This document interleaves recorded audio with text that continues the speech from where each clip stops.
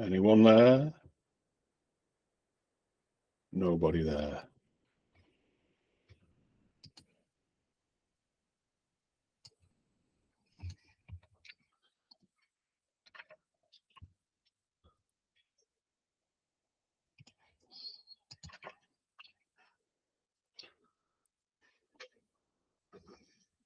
Boom, boom, boom, boom, boom, boom, boom, boom, boom, boom, boom, boom.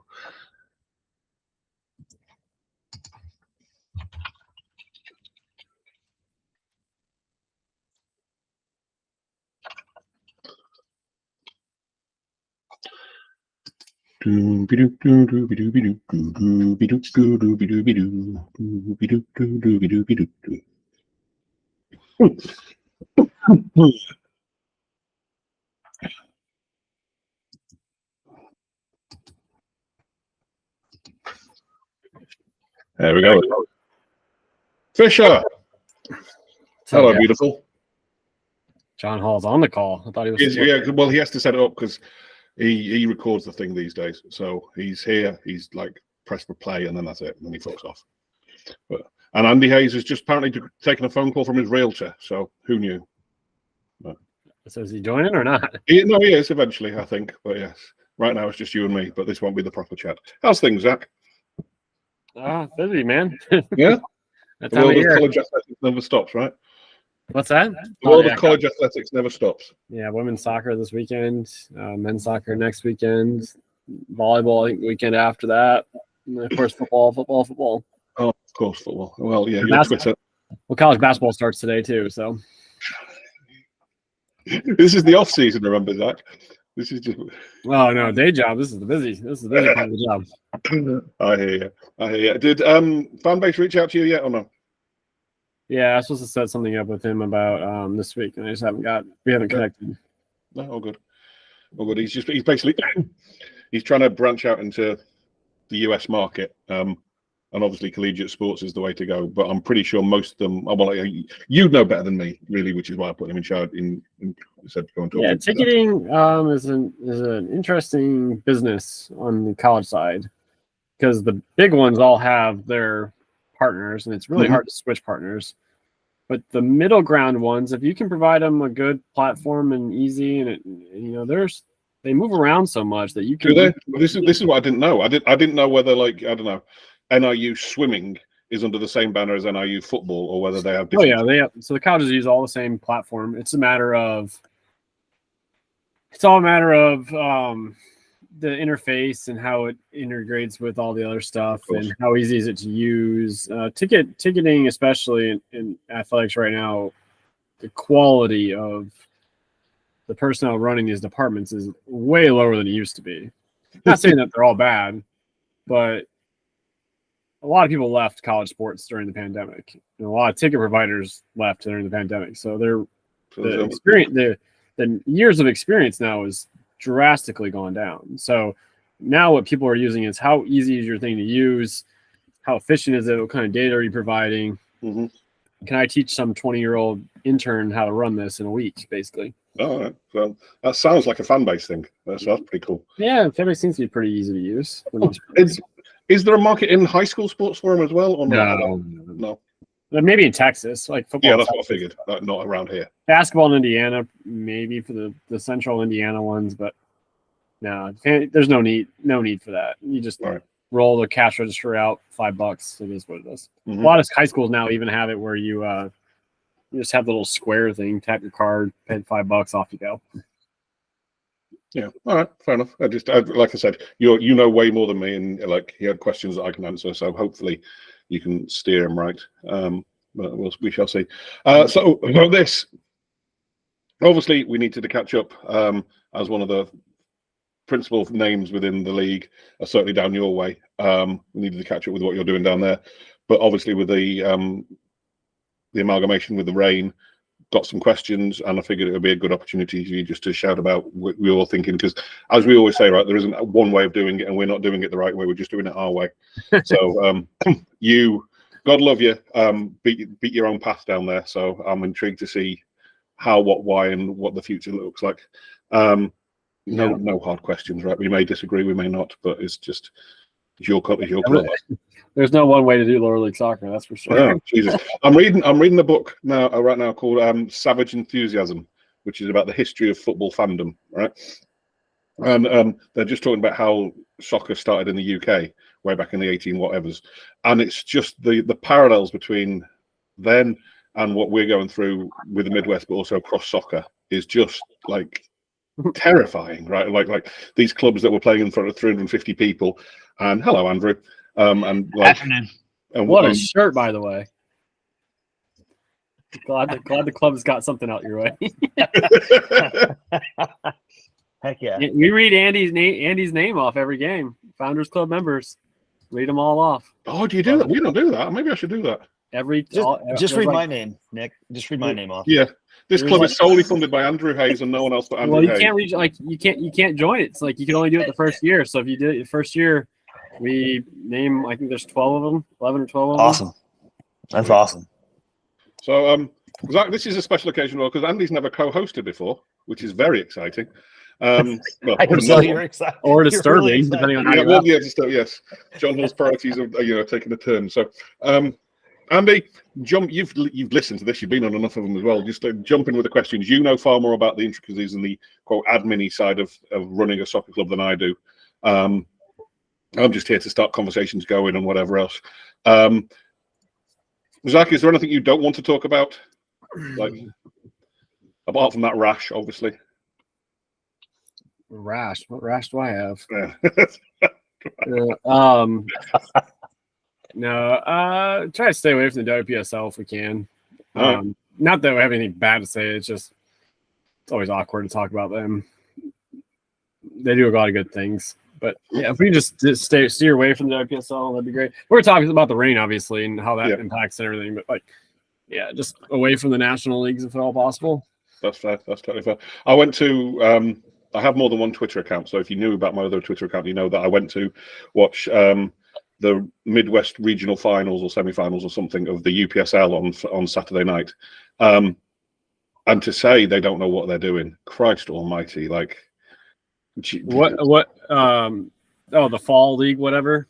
Yeah, I think so. I don't know. I don't think it's full. I think this is a combination of their league. I don't know. Do they have? I don't know. Maybe they do have. They have a fall. Some of them have a fall, like little cup thing they do. Yeah. Was Laska or whatever? Yeah, Nation. Yeah. Nation were in the quarterfinals, in the semi-finals of the Nation last year. They just throw money at the problem. It was a quote home game, and they had a portable tannoy that was playing someone's Spotify account full of music that was full of expletives. No PA, no announcements. Their big thing when they're advertising the game is we've got cowbells. We make fun of them, but like, there's clubs in our league that do this kind of crap. So no, absolutely. But it's just my standpoint of like sustainability and everything. That's just some guy throwing some money at the problem for a bit and then getting bored. Like, so that's a lot of wasted money. I genuinely don't get it, but I don't understand why people would buy into any soccer club higher up their echelons in any country. So, we lost $4,000 on WPSL last year. Like, club didn't lose any money year one. We lost $4,000 last year because of the women's side. So, talking about like, I'm all for sustainability on this guy. I paid for that myself. That came. My wife's like, yeah, that money's gone. Wow. Okay. So we try to avoid those again. Yeah, for real. That's Well, maybe we'll touch on that as well. I'll let you bring that up. But Andy, I was just saying, like, no, there's no hard questions. It was just I'm intrigued about what's going on with the amalgamation with the rain. We'll dig into a bit of what was going on with AFC last summer, and anything else we want to talk about. Okay. Perfect. Sounds great.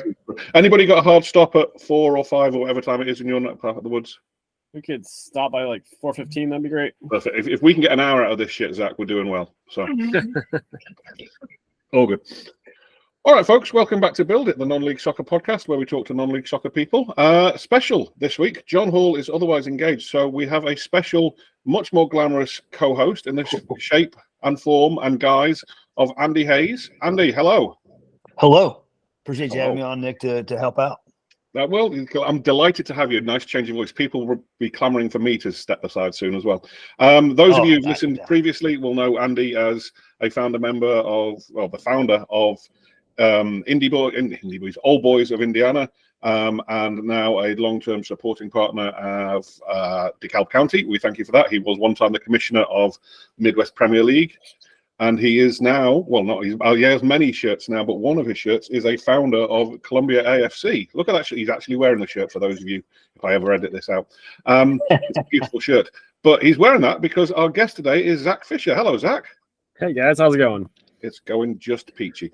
Zach is the John Hall of Missouri, for want of a better phrase. I'm sure John would love that. Younger and less lived in. But yeah, Zach is the I'm going to call you Chief Operating Officer of AFC Colombia down there in Missouri. And I'm driving force of the Midwest Premier League, of course, on various different councils. But also the club has some interesting news coming out early or late last month, which we wanted to dig into. So we will. Zach, thank you for joining us. First off, how are things with AFC these days? How was last year? Last year is what we're still calling it a building year. We added the obviously the most exciting thing for us in the women's team. We wanted to get to a men's and a women's squads as we were building out. It was always one of the club's goals from starting out, and accomplished that. Played a full season of PSL. Didn't win a game, unfortunately, but the girls were competitive. They stuck into it. The girls were there at the beginning, were there at the end. Very proud of them. We actually had our biggest attendance of the year as a women's Thursday night game against Gallagher, which is the biggest soccer club in Missouri, who has just had a girl sign for a pro contract with an NWSL team, and is full D1 talent. So they fought hard. Depth was a little bit an issue as the year went, but pretty excited about that. We also debuted at Columbia College in downtown Columbia, Missouri. So that was fun. We had some a much better setup from a field standpoint and from a just a visibility. Players are, the crowd is right on top of the players. You're feet away from the action. Concessions, ticket booth, showers, all that kind of stuff. So probably one of the best, if not the best, home setup in the Midwest, Missouri side of the conference in the Midwest. So really excited about all those things. We are growing from a visibility standpoint. I was just trick-or-treating with my son, and I went through the neighborhood, and I was actually dressed as an AFC player because my son really wanted me to dress up, and I was lacking other costumes, and actually had several people say, "Hey, that's an AFC kit. That's awesome. Look forward to going to the games next year." So positive things in the community. We obviously want to keep growing and try to do what's right for the community and keep going. Yeah, the Missouri aspect of it, it's always alien to me. I try and keep on top of it, but the Michigan guys shout a lot more than you and your brethren do down there. So how was the season for the men's on the men's side? How did that pan out for you? Yeah, lessons learned is probably not starting the first 3 weeks on the road. We did 2 of our Iowa trips to start the season, and then we went and played Ajax on the road. So that was a little bit, I think, tough on the start of the season. I think lesson learned was maybe not have your 2 hardest road trips at the beginning of the season. The mindset with that was to get them out of the way, so you don't have to worry about them later in the year and have to worry about long travel. But that was probably my fault in that part. We played competitively. I would say outside of a bad half against Ajax at home, I don't think we were necessarily outplayed by anybody all year, which was good. But you look at a 4-2-4 record. I think we about as average as you can get, but it didn't feel that way. It felt like we were very competitive. The talent level was much better this year than it was last year, and that's not to just the first year team. It's just we had a lot more interest and a lot more people coming out the second year, and we're looking to professionalize some of the things on the club side with how we train, how we operate, and expectations, and learning some things about some logistical issues that we came into last year, and looking forward to it. But I think we have a solid footing. How involved are you as Chief Operations Officer, for want of a better title? How involved are you on the playing side? So zero. I have zero involvement in the playing side, but I did actually play in the last game of the year, and that was just because one of our guys had gotten injured, and I was a reserve sub with 4 minutes of playing time at the beginning of the year. But that was not my specialty. I stay out of it. I don't coach. I don't play. I don't do any of that. It was a necessity. A guy had a hamstring problem, and it was 2 minutes left in the year, so the emergency reserve sub got pulled in. But zero playing outside of that, and that won't ever happen again. That was a that was a game to Burlington, Iowa. With we wanted to make sure we had the league minimum of 14, and we wanted to make sure that we were doing things our way and the right way. And probably could have avoided it, but we didn't want to make sure he didn't get hurt. But outside of that, no playing, no coaching. Help out with practices with the logistics of practices occasionally, but that's about it. Yeah, so that's the way it needs to be, right? For your own sanity, you've got to have people that you can trust. Yeah, and I will say that will never happen. You'll never see me play again. If there was, it was.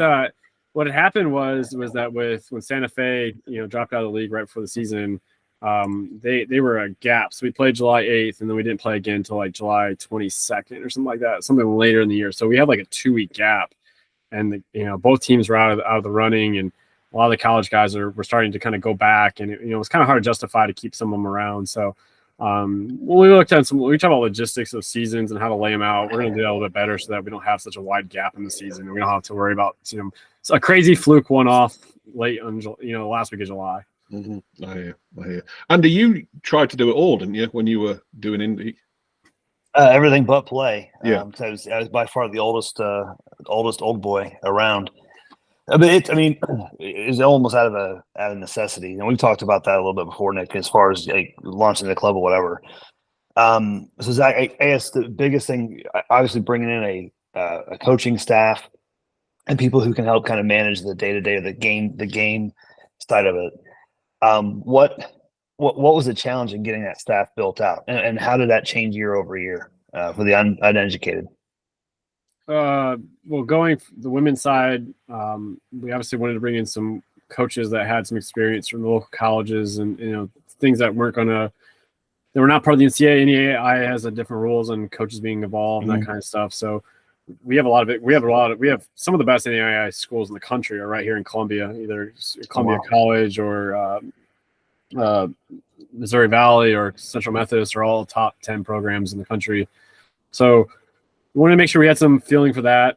As we were looking we knew our men's coach from last year was going to go over the women's side this year. And our struggle was not struggle, but our focus was the men's side. And that took a little bit longer than we anticipated, but we landed with Chris Miller, who was, as a Missouri Hall of Fame coach, local guy, diehard Reds fan though, which is really random to me as a Cubs fan, but that's off topic.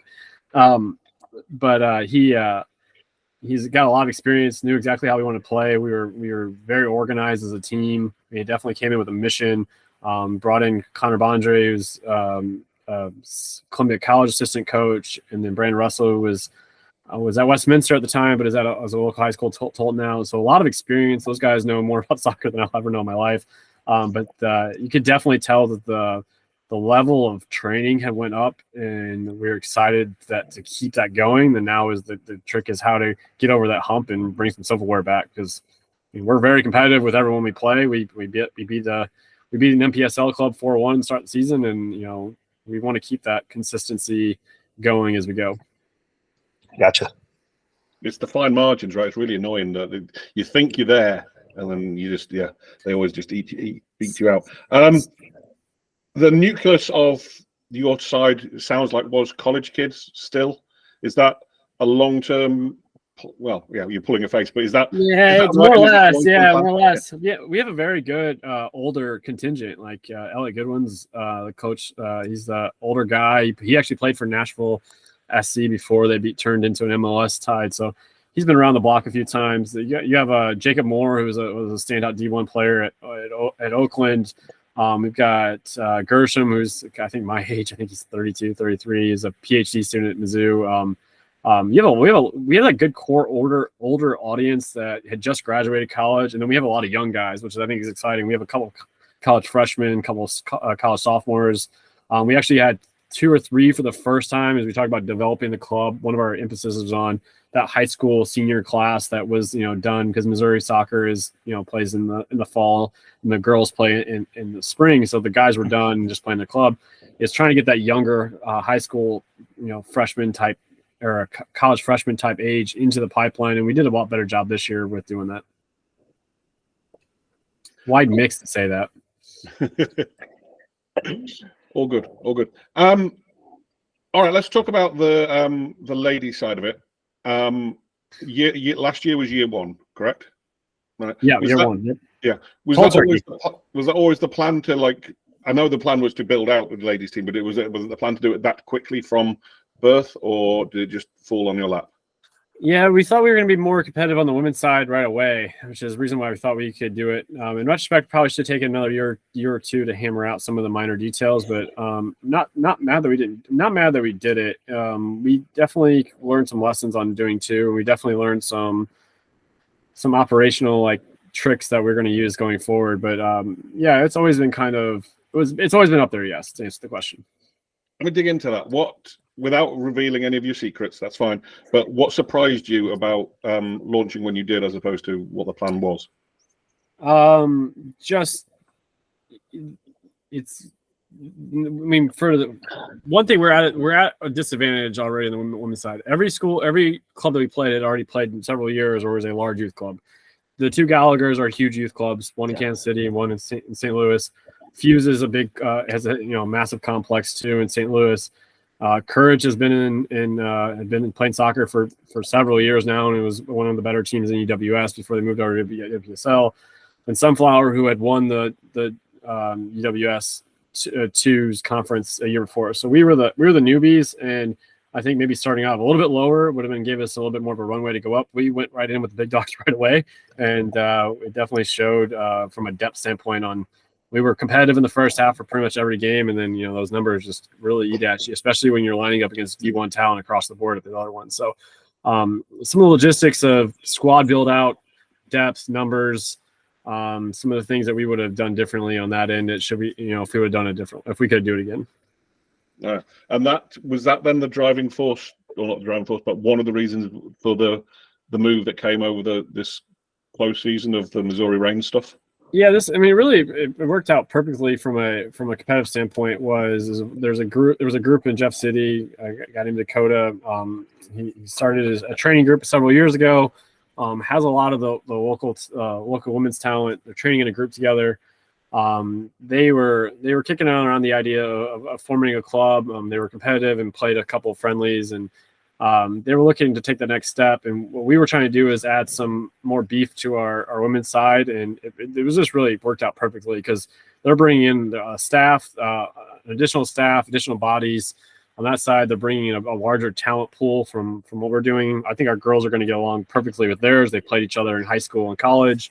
And I think our girls are excited because the girls that were going to come back next year are excited because I think that training level is going to go up a lot from a competitive standpoint. I think we're going to be a lot more competitive in year two than maybe we would be if we had to do this on our own. So marriage of convenience, both clubs are going to be operated under one umbrella, but each one's going to have its own identity. So I think that'll be good from a local standpoint of one's not going to be shadowed by the other, that kind of thing. So probably looking to keep playing double headers, probably keep it the same thing, but having their own identity, having their own support staff will be definitely helpful.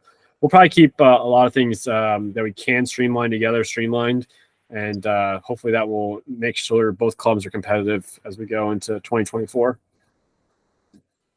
How do you see the branding of that work? Like you say, the two clubs under one umbrella, and I assume that umbrella is AFC. It's more of a mix. I mean, they're bringing in some. So what's odd about our area is, so we're branded AFC Colombia, which is the bigger of the two towns. But Jefferson City is only 30 minutes away. A lot of people live in Columbia or work in Jeff City, or live in Jeff City and work in Columbia. Either way. So if we would want to do it all over again, we would have a neutral branding. But AFC's kind of been around enough that people are starting to kind of know what it is, and it wouldn't make sense to rebrand it at this point. So the Reign kind of allow both towns, which the women's staff has a lot more connections with the Jefferson City, allows both towns to really kind of feel like it's their town, and people in Jeff aren't, saying, "Oh, why should I support a Columbia team?" Because the high school rivalries are there between the two cities. So this makes sense from a branding standpoint. We want to expand the women's side a lot faster, and it just makes sense. Can you see in the long term one brand being subsumed by the other? Nick will find that out, right? we'll find out. No trick questions. If I had a playbook, I would know. But no, I think the women's side will be. We're going to be pushing. Like I'll have Reign gear on. And I'm sure the women's will have some AFC gear. So they'll be operated very close together, and we'll be cheering them on and helping out, supporting their game days, and and vice versa. And I think it'll be a good match, and we'll get things accomplished together. I want to lean into that game day thing. Like, how do you see the marketing and like game day operations running in terms of staffing and everything else? Well, you said they come with their own personnel, but that doesn't, put someone in the PA room or whatever else. Yeah, I think they were kind of like where we were 2 years ago. We have a really good idea of what we're doing, but it also has some significance of doing it a few times, and we've kind of gotten down the game day portion. What I think their staffing is going to do is add some bodies and some numbers that we can do more things with more people. We can bring in more of a hospitality tent area. We can bring a kid setup. We can do more with ticketing. So I don't necessarily see them coming in and changing the way we do things. I mean, I ran college athletic marketing or college athletic events for a living. There's not much that we don't know how to do. It's a matter of, do we have enough bodies? And I think that they're pretty excited to really kind of latch on to what we're doing, but also kind of help us take it to the next level from a programming standpoint. So, like I said, the two clubs will be operated. We'll probably have identical game days, minus just, the badge on the jersey might be a little bit different, and we might have two logos inside the stadium instead of one. So, I think that'll be pretty much the main difference. Fair enough, Andrew. Yeah, I want to I guess kind of run with that a little bit, Zach, and you're maybe specifically from your involvement, being involved with AFC Colombia to launching both programming for men and women. Does this shift your focus, or B, your time allocation between the men's and women's programming? We're going to be focused because I'll be the president of the men's side, and Dakota will be president of the women's side. So my focus will be more toward the men, and their focus will be more towards the women. So we'll still have a little bit of split responsibilities in that sense, and that'll allow us to focus on.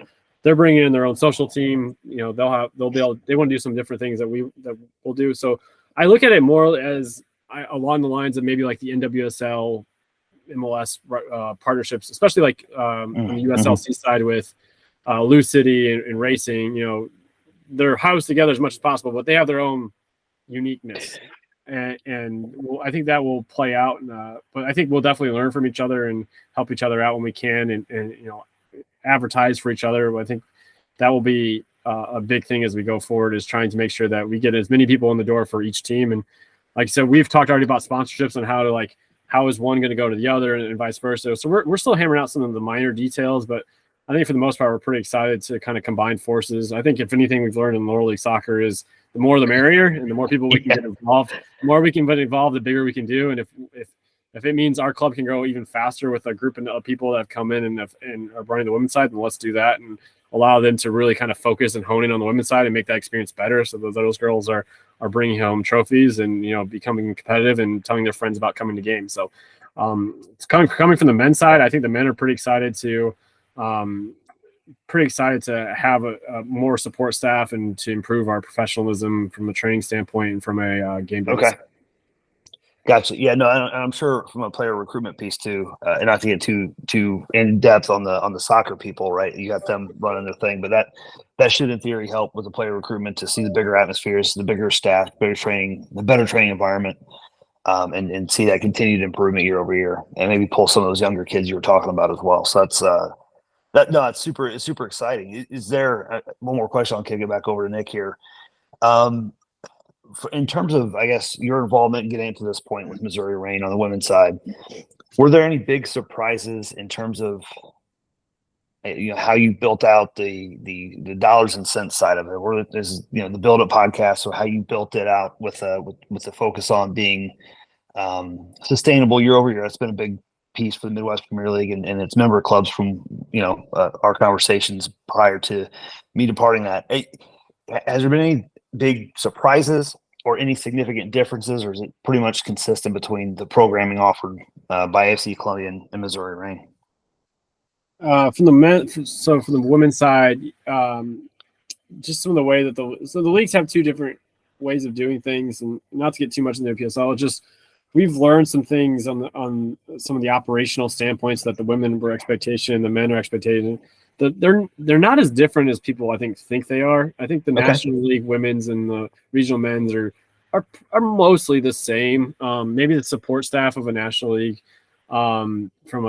sometimes can be helpful, but there's also times where being able to call up the president of the Midwest Premier League and say, hey, what's going on with this is also up there. So each one has its benefits and drawbacks, and we've kind of gone to this mantra of,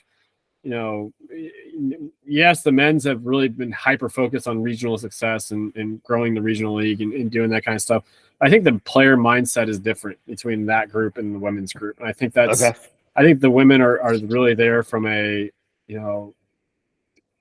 it's just different. It's hard to explain. They just have two different ways of doing things, and the girls' competitiveness and the men's competitiveness, they're both very competitive, and they just have different reasons to being out there. Gotcha. No, understood.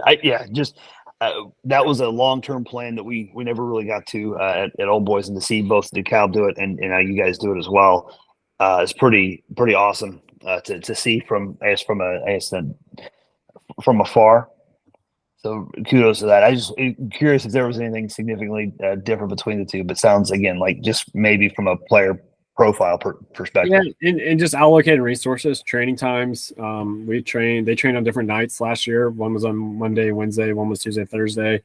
You also have to think about it from like we try to post regular updates of every game, like who scored, when they scored, game day graphics. So we were trying to send two people, one to the women's game, one to the men's game. Okay. From away for travel. Also, like I try to help out with transporting any vans or anything like that. If you're going two different places, you can't physically do that. So we tried to play in the same city in the same days, but with two different league setups from a standpoint, it's not really possible. So definitely harder on logistics. But we did a pretty good job of we had 3 or 4 doubleheaders, or we had 4 doubleheaders, and then each team had their own one-off game. So those worked out. I think we did a really good job from keeping them together as much as we could. One of the things I really wanted them to do was train together, really make it a one club, one mindset. But it just, from schedules and volunteers and stuff, it didn't work out. So, but it ended up working out for everyone.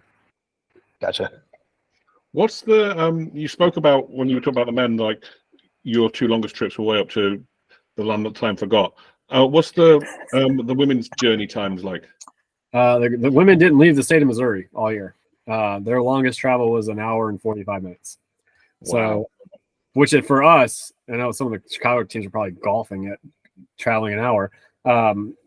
Yeah, our men traveled by far the most in any of the league. I mean, we made 2 4.5-hour trips and then another 3.5-hour trip for our 3 of our 5 away games.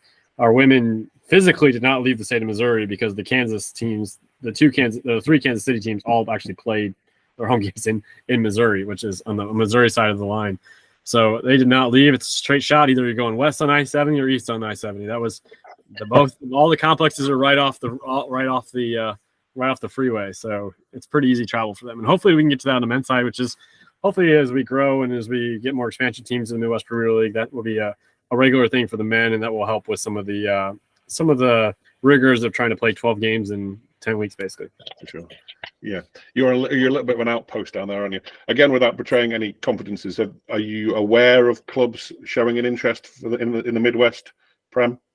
Yeah, I think as we grow, I mean, one of the odd things about us is, they say it's the state of soccer and they say it's a big soccer thing down here, but I mean, St. Louis has, I think, four teams at this level, and Chicago has 30, something like that. So that game, that part of the game hasn't really grown this way, and it's something that once we've done it, other teams have now started popping up and have helped out and stuff. So there's interest, and there's I think hopefully we'll have a 6-member group just in our area, and it'll be helpful to see what that looks like and build rivalries with them, because anything I know about our boys is they love the rivalries with St. Louis. So if we can keep that going, that'll be good for us.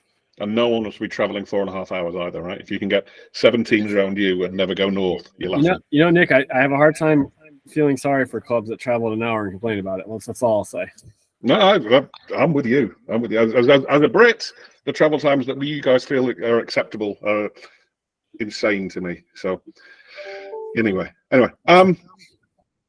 For those people who haven't been stalking Zach on LinkedIn as well, his day job is he's also been on the podcast before because of his day job.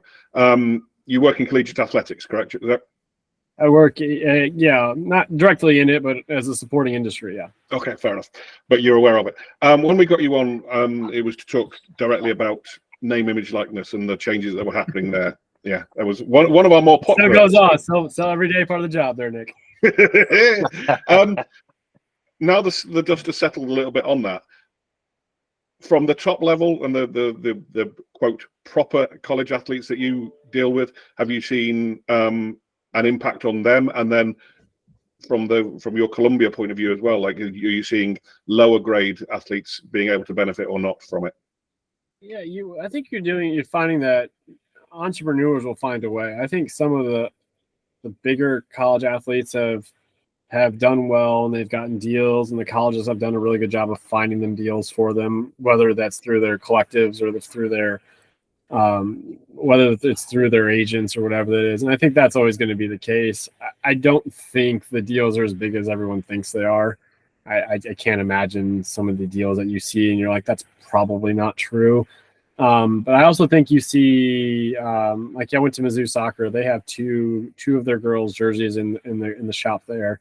That's pretty common, even in soccer, to have a couple of the players in venue, and those numbers aren't going to be huge numbers. You're never going to see 800 jerseys of a girl unless she's like a Caitlin Clark over at Iowa, where she just sells as many jerseys as they can physically print for her. So it's a matter of, it was probably not as big as everyone thought it was. It's probably not as small as everyone thinks. Some people would love it to be. So there's kind of a middle ground. I think athletes that are good about keeping their social media clean, about going out and finding deals for themselves, are still finding those.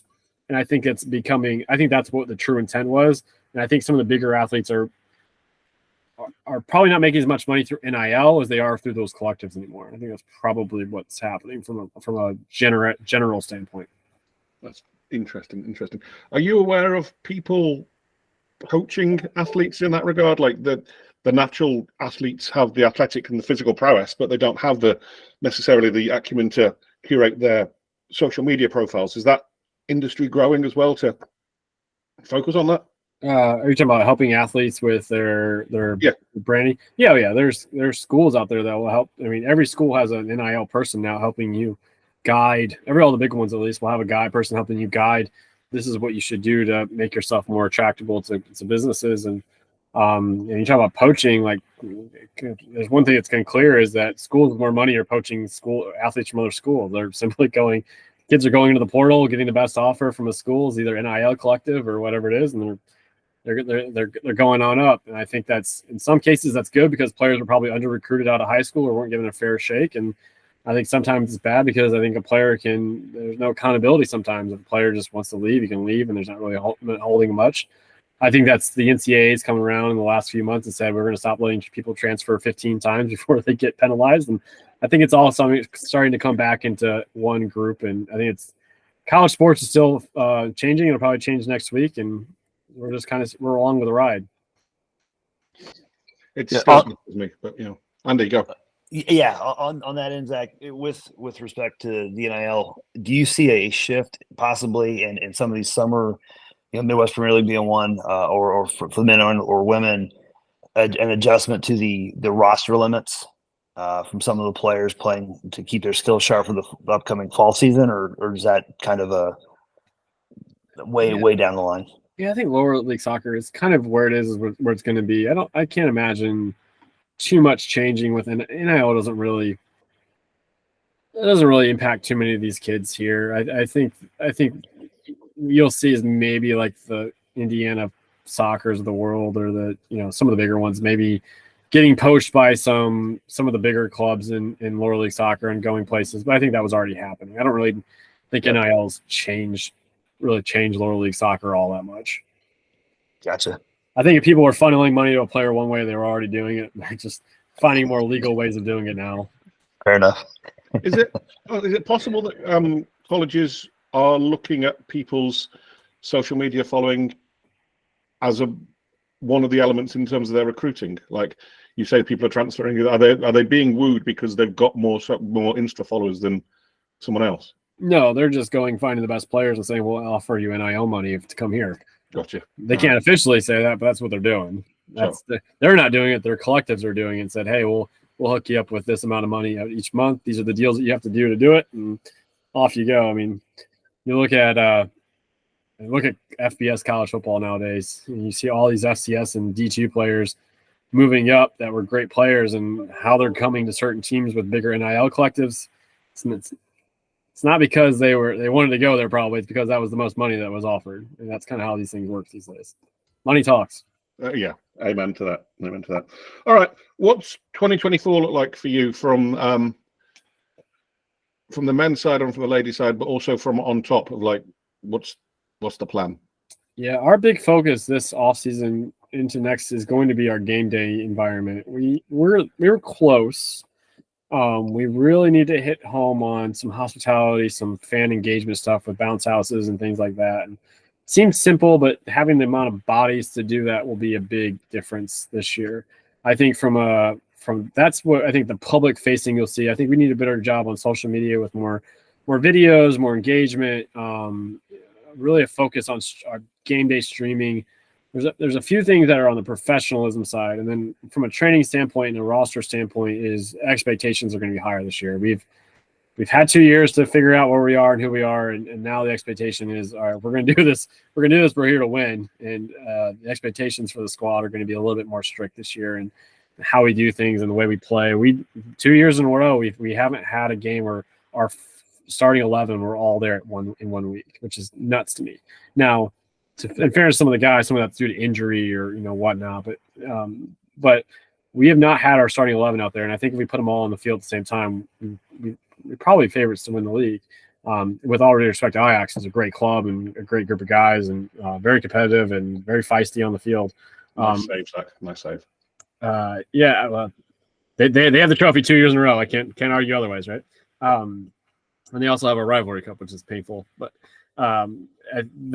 We're looking at different ways we're training, different ways we're presenting ourselves, and I think we're going to have standards, and if you can't meet the standards, it's not the club for you, and we'll move on. But I think we're trying to take that next step, and I think the clubs that do that very well have already established that. We're starting to implement that now. Okay, all right. Do you have a trophy cabinet lined up, or Nick? I got to win one first. I'm not Tottenham. I'm not going to have an empty one. I have to say, I caught a little bit of YouTube footage or some sort of footage of action from your new home, CC, whatever. I'm guessing Columbia College. It was on the turf, but yeah, it looks proper sweet. The bleachers are the right size, and I'm not having a pop at attendance figures. I just mean they're genuinely the right size, and the space and the crowds there within touching distance. It looks legit. Yeah, we pride ourselves in not being a club that you're going to show up to a field and have 2 bleachers on the side and they roll the ball out there. We would not be doing this if that was the initiative. Our goal is to build a sustainable long-term club that the community can support. So, and not to say that clubs are doing that, just that's the mindset, and that's great. We just have a different one. Our mindset is to try to do it differently and to grow something. And our goal attendance for next year is 500 a game. If we can get to 500 a game, that's pretty good from an attendance standpoint. We're probably low twos again this year, which is kind of frustrating because the women had probably 350, somewhere around there for their first game, and it did really well. Night games, playing more night games, and it's really hard when you're traveling 3.5 hours to tell a team, hey, our kickoff isn't until 7 o'clock because they're not getting home until 1 or 2. But I think next year we're going to be pretty stringent on not kicking the ball before 5 o'clock. So just played way too many day games where it's 100 degrees out in Missouri at 1 o'clock on a Saturday, and I think that really impacted attendance, as we heard a lot of people say, yeah, we'd love to go, but it's going to be pretty hot outside, and you're playing on a turf field. So not just that, but from a player safety standpoint, our night games are a lot more fun. The guys were way more into it. They're not worried about overheating and dying of exhaustion. So things to think about. Night games are just way better. They just are. It's a fact.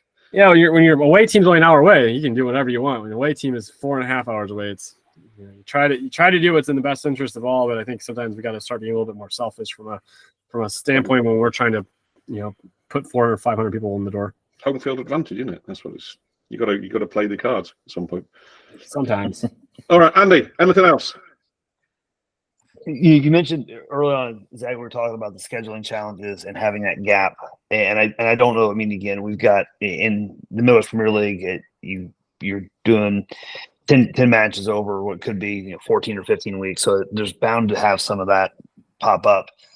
I guess kind of following up on the night kickoffs, night game kickoffs. Is there any anything you've learned over the last couple of seasons of pulling those schedules together that you again, not to share the secret sauce here on this, but anything you've learned from others or just going through it yourself to kind of look ahead and plan? Yeah, so we look at both of wins. So I think the league is going to be scheduling at the convention this year, which is a change of pace from when we kind of put together ourselves, the schedule ourselves. We basically made our men's schedule kind of mirror our women's because our women's had scheduled first and we wanted to play doubleheaders. So that was kind of, hey, we knew our home dates and we kind of were aggressive and went out there and got our home dates as quickly as we could. With the way that the college players get in early May, it's really hard to be on the road 3 straight weeks and really kind of get those in. So I think we'll probably go more night games. We'll try to play at least 1 or 2 at home to start the year. I think we played much better at home, I think, as everyone does, than we do on the road. So I think getting we did start the year against an MPSL club in a friendly at offsite here in Columbia, but I think getting that in, getting some momentum behind the club early. I think we thought, well, graduation and stuff, we don't want people worried about Mizzou athletics who can play into May. We didn't want to compete with them. So we're like, let's schedule more June and July heavy. And I think that our crowd's going to come regardless of Mizzou's playing or not. I think that's just kind of soccer crowd here. There's not too many baseball fans and softball fans in Columbia that are going to be diehard Mizzou baseball fans. Yeah. So I think that those are going to be, I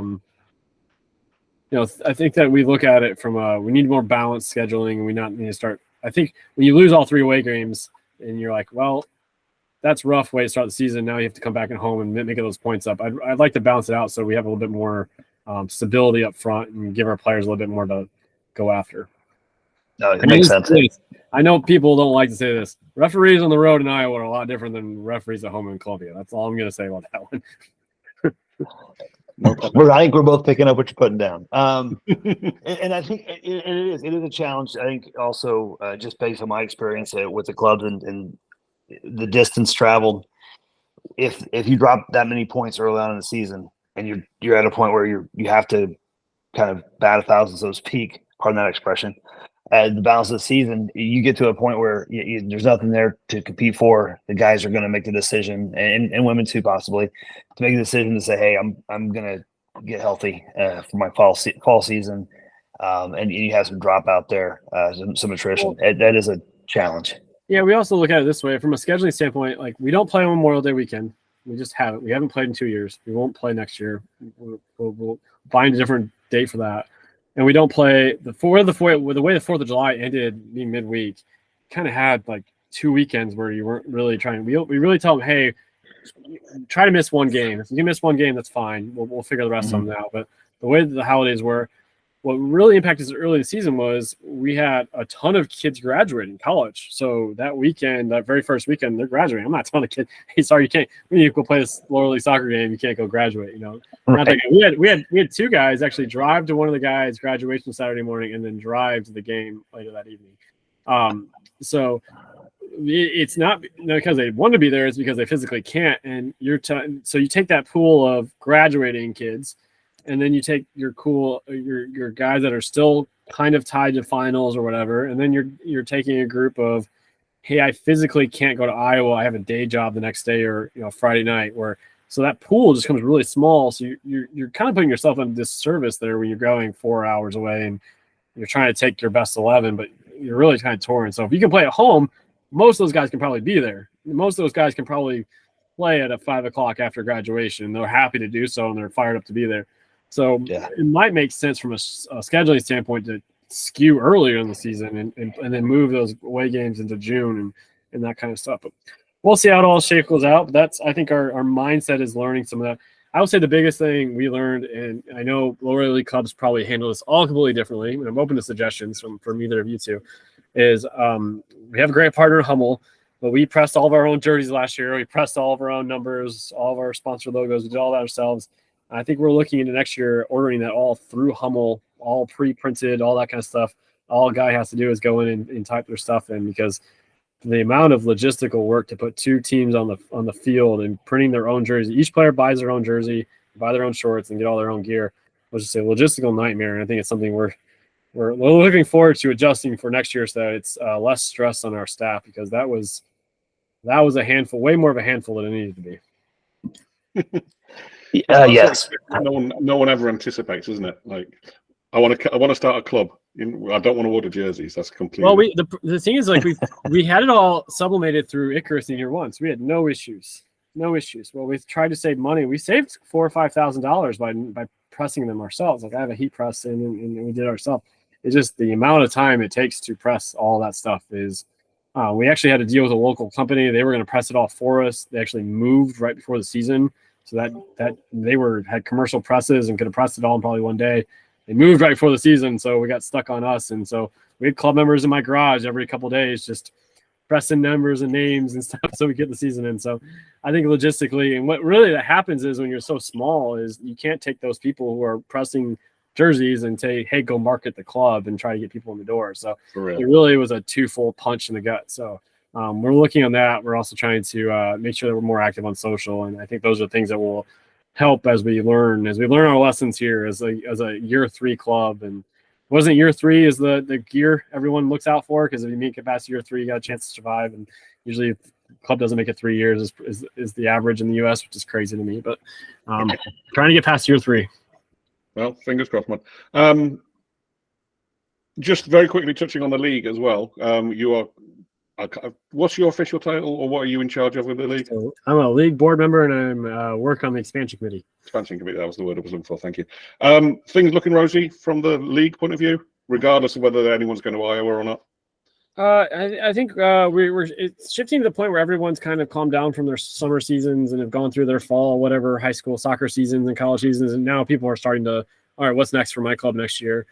So I think this will be more of the active phase. We have a ton of interest forms.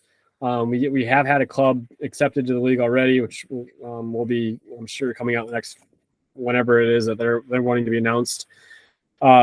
I think there's a lot of clubs that are eyeing what we did with the 2030 plan on how that's going to lay out and what that's going to look like. And we've made the decision as a league is to let each conference basically grow as it wants and kind of go into what the mindset is for each one is different than the others. Like in Missouri, for example, there's going to be 6 or 7 clubs. We're not ready for tiers. We're not ready for anything like that. Our goal is to increase minimum standards so that every club has a great environment, versus Michigan, where they're going to have 20 teams, and they probably need to start having some more competitive balance where they have some of the top clubs playing each other and building up the game days. But I think that's going to spur some interest when those start actually happening, is clubs are going to want to get in so they can get in at a level before they have to drop down a few levels to start in, because I don't think any club wants to join at a tier 3 or a tier 4.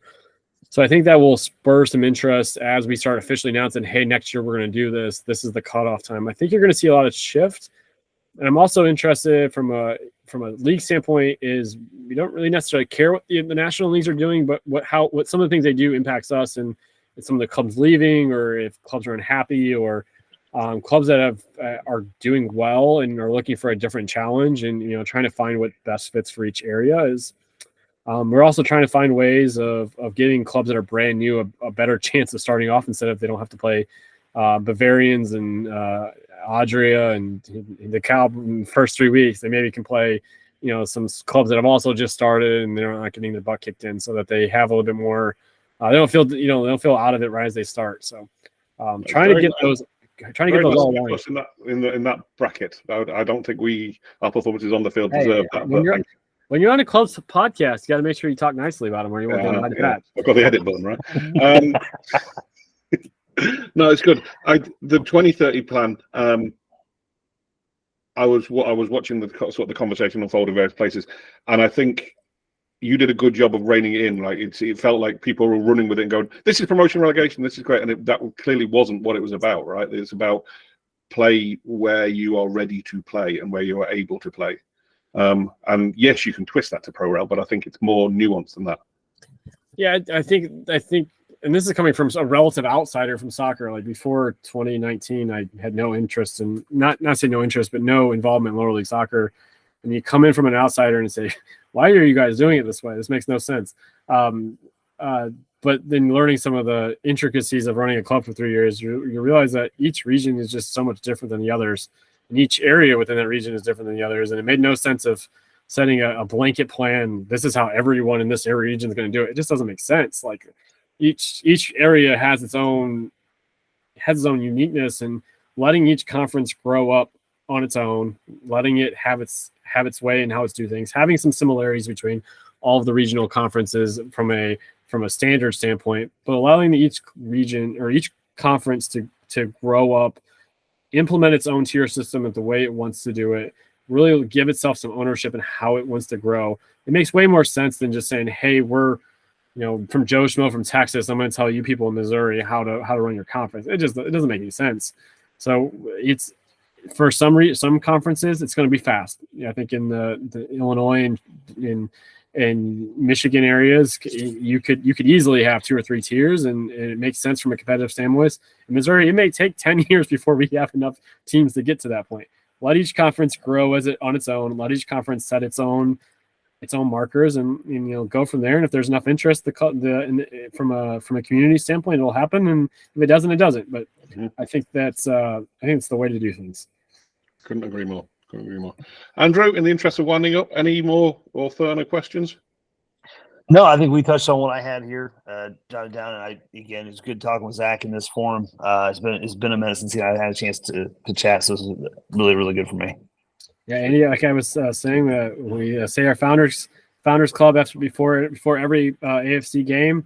Andy's name gets put up, so I got to make sure that his name is on the list every time, and I appreciate it. And I think for people that are trying to start clubs, there's the podcast, reading the blobs from Minneapolis City, reading Andy's